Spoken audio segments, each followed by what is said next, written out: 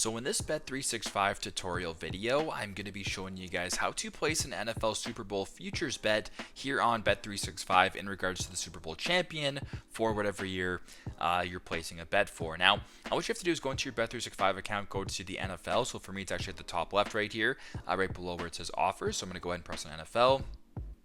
Now this top line right here, what I want you to do is actually slide this all the way across until you come across an option that says futures. So right between table and teaser cards, go ahead and press on futures.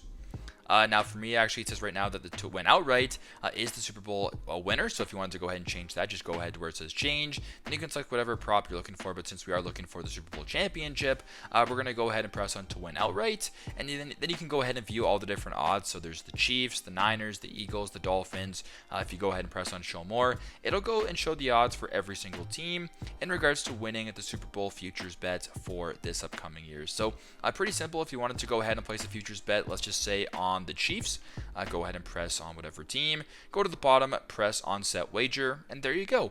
That is how you guys can place an NFL Super Bowl winner futures bet here on Bet365. Thanks again for watching, and I hope this video helps.